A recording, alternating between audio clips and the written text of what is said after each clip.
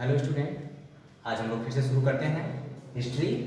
कल हम लोगों ने आइडिया ऑफ नेशन की शुरुआत की थी, उसी से रिलेटेड चीज़ है नेपोलियन कोड। कल हमने उसके बारे में भी चर्चा की थी।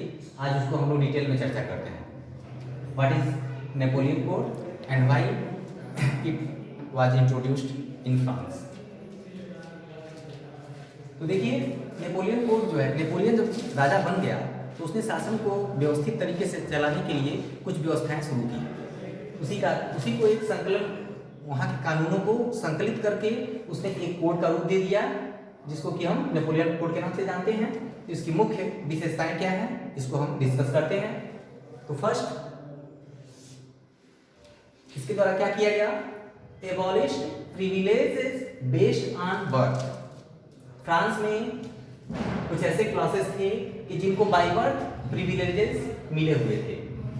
तो सबसे पहले नेपोलियन ने क्या किया कि उस प्रिविलेजेस को उसने समाप्त कर दिया।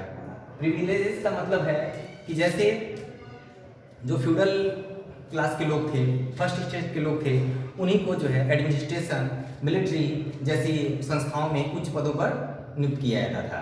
तो सबसे पहला काम उसने किया कि प्रिविलेजेस को उसने हटा दिया। दूसरा काम क्या किया उसने, इक्वलिटी बिफोर द लॉ। उसने एक जैसे कानून सबके लिए लागू कर दिए थे और सभी लोगों के लिए उसने एक जैसे कानून लागू किए। यह एक ऐसी थ्योरी है कि जिसका आज के समय में भी बहुत बड़ा महत्व है। आज जो है रूल ऑफ लॉ, इसको हम बोलते हैं रूल ऑफ लॉ, यानी कानून के समक्ष सभी लोग बराबर हैं। एक जैसा कानून सभी लोगों के साथ लागू होता है। ऐसा नहीं है कि अगर कोई प्राइम मिनिस्टर है तो कानून से उसको छूट है, कोई एक सिंपल जो है ऑफिसर है तो उसको कानून से बंधा हुआ है, ऐसा कुछ भी नहीं है। सब लोग अपनी शक्ति जो है, अपना पावर जो है रूल से ही प्राप्त करते हैं और सब लोग उससे बंधे हुए हैं।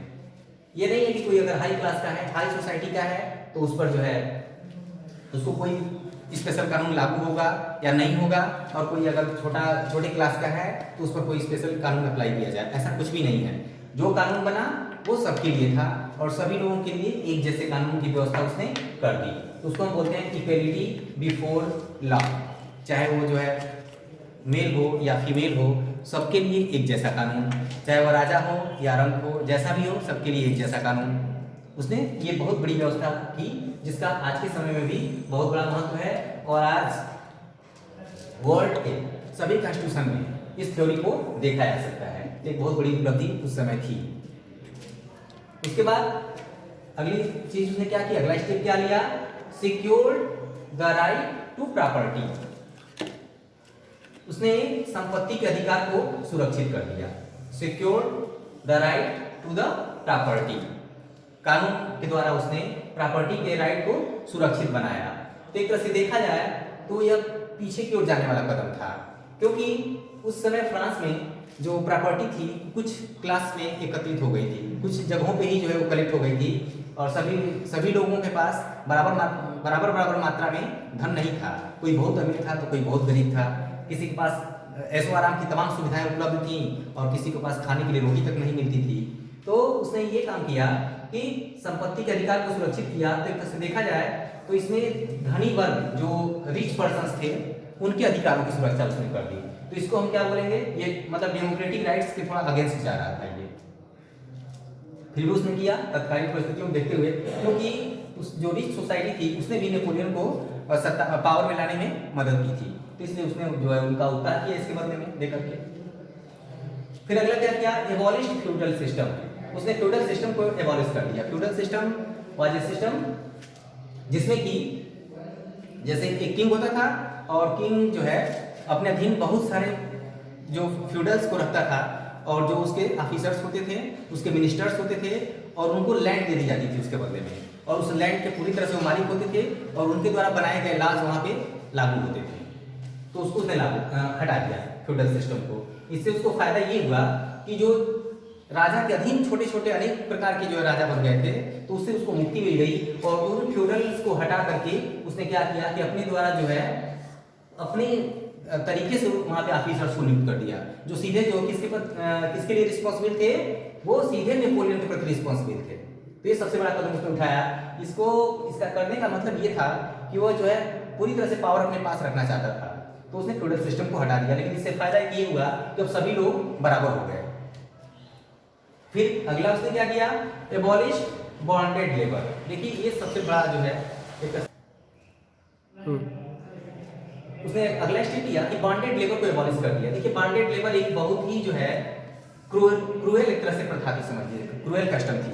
इसमें यह था कि किसी पर्सन को जो है पकड़ लिया जाता था और पकड़ करके उसको पूरे होल लाइफ के लिए उसको जो है एक तरह से अपना सर्वेंट बना लिया जाता था और उसको केवल खाने पीने की चीजें दे करके और बाकी जीवन भर उससे काम कराया जाता था और किसी भी कंडीशन में वो छूट नहीं सकता था। बॉन्डेड लेबर जो बॉन्डेड लेबर बन जाता था वो कोई भी कंडीशन जो थी उसको छुड़ा नहीं सकती थी।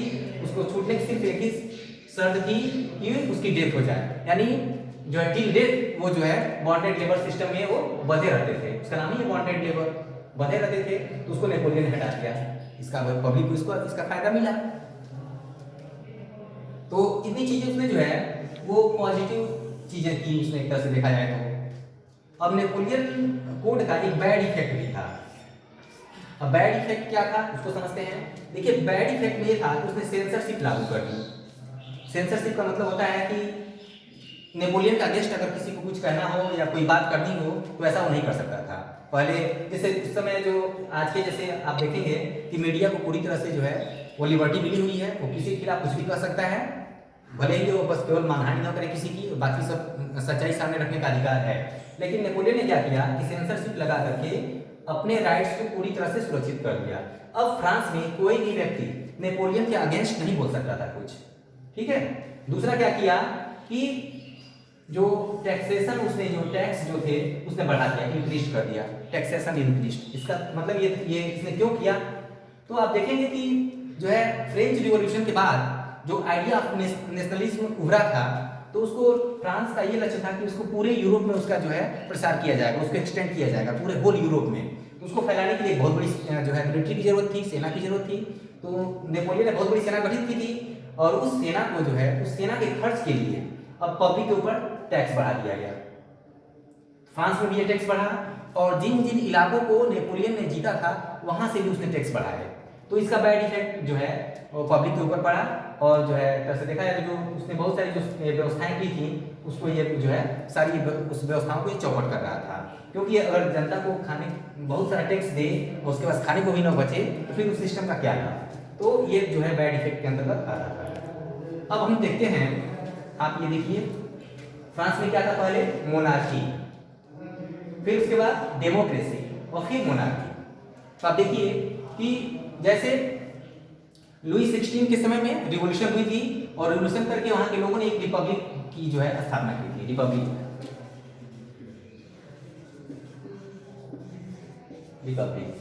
रिपब्लिक का मतलब कि वहां पे जो राष्ट्राध्यक्ष होगा, शासन का जो प्रमुख होगा, चीफ ऑफ द गवर्नमेंट होगा, वो जो है पब्लिक द्वारा इलेक्टेड होगा, ये व्यवस्था की गई थी। तो नेपोलियन भी उसी तरीके से इलेक्ट हुआ था। पहले उसको जनता ने चुना, लेकिन अब जब वो अपनी सरकार बना ली उसने, तो फिर उसने ऐसा तरीका सोचा जिससे कि वो अपनी शक्तियों को पूरी तरह से अपने हाथ में रख सके। तो कहने के लिए तो डेमोक्रेसी आ गई फ्रांस में, लेकिन उसके बाद नेपोलियन ने कई ऐसी चालें चली कि डेमोक्रेसी से फिर जो फ्रांस किसमें रूपांतरित हो गया, मोनार्की में। इसका एक बहुत सिंपल उदाहरण मैं आज आपको दे रहा हूँ। जैसे चाइना को आप ले लीजिए, वहाँ शी जिनपिंग जो है वहाँ के प्रेसिडेंट हैं। तो अगर देखा जाए तो भले ही कम्युनिस्ट पार्टी है, वहाँ पे कम्युनिज्म गवर्नमेंट है, लेकिन पहले वहाँ व्यवस्था थी कि प्रेसिडेंट जो इलेक्टेड हुआ करता था। लेकिन उसने क्या किया है कि कुछ ऐसी व्यवस्थाएं कर ली हैं, ऐसे अमेंडमेंट कर ली हैं अपने कॉन्स्टिट्यूशन में कि जिससे कि अब जो है वो होल लाइफ जो है वो प्रेसिडेंट रहेगा। तो क्या क्यों अपने तरीका अपनाया उसने अपने आप को सुरक्षित करने के लिए, सेम तरीका जो है उसने अपनाया।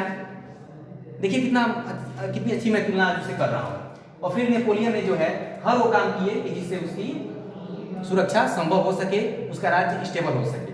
तो उसने फ्रांस को क्या किया, जो फ्रांस की जो रिवॉल्यूशन था उस रिवॉल्यूशन के पूरे ऑब्जेक्ट को उसने बदल दिया। लोग वहां लाना चाहते थे डेमोक्रेसी, लेकिन आ गई फिर से क्या, डिक्टेटरशिप आ गई वहां पे। तो नेपोलियन का यही काम है, उसने जो है फ्रांस को पहले तो जो है एक व्यवस्थित शासन प्रणाली दी, सुव्यवस्थित शासन प्रणाली को दी उसने, लेकिन अंत में वहां तो फिर से उसने डिक्टेटरशिप कायम कर दी।